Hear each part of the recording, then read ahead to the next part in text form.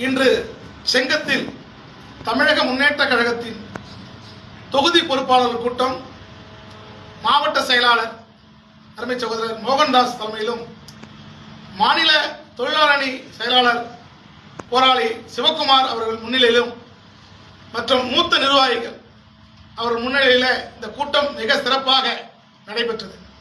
இந்த கூட்டத்தில் வருகிற சட்டமன்ற தேர்தலில் யாதவர்களுக்கு யாதவரின் கோரிக்கைகளை முன்னுரிமை கொடுப்பவர்களுக்கு தமிழக முன்னேற்ற கழகம் மற்றும் யாதவ மக்கள் இயக்கம் ஆதரவு அளிப்போம் என தீர்மானம் நிறைவேற்றப்பட்டது. அப்படி இந்த சமுதாயத்திற்கு முக்கியத்துவமும் கோரிக்கைகளும் ஏற்கப்படாவிட்டால் எந்த கூட்டணியிலும் பயணிக்காமல் 60க்கும் மேற்பட்ட தொகுதிகளில் தனித்து போட்டியிடுவது என தீர்மானிக்கப்பட்டது. செங்கம், வந்தவாசி, ஊத்தங்கரை, சங்கரன் கோயில், திட்டக்குடி இப்படி பல்வேறு தொகுதிகள் யாதவ சமுதாயம் நிறைந்த தொகுதிகளாக யாதவர்கள் வெற்றி பெறக்கூடிய தொகுதியாக இருக்கின்றன.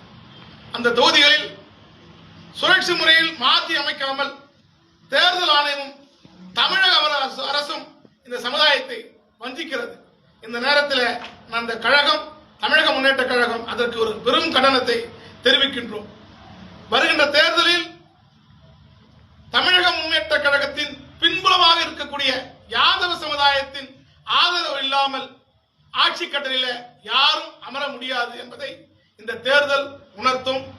குறிப்பாக யாதவர்களின் கோரிக்கையான கால்நடை வாரியம் அமைப்போம் என்று சொல்லி திமுக அரசு 5 ஆண்டுகளை கடந்தும் பல்வேறு முறை சட்டமன்றத்தில் சென்று கோரிக்கை கொடுத்தும் ஏறெடுத்து பார்க்காமல் யாதவர்களை புறம் தள்ளி இருக்கிறது.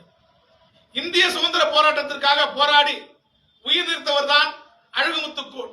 அவர் மணிமண்டபத்தை அருங்காட்சியகமாக அமைத்து சுற்றுலாத்தலமாக மாற்றுகிறோம் என்று சொல்லி கபட நாடகம் ஆடி யாதவரை வாக்கை பெற்றுவிட்டு 5 ஆண்டு காலமாக அந்த பணிகளை செய்யாமல் வேடிக்கை காட்டுவதுதான் தமிழக அரசு. அது மட்டுமல்ல, சென்னை எக்மோரில் அழகுமுத்துக்கோன் சிலை இருக்கின்ற சாலைக்கு அழகுமுத்துக்கோன் சாலை என பெயர் வைக்க வேண்டும் என்று பல்வேறு ஆண்டுகளாக கோரிக்கை கொடுத்து வருகின்றோம்.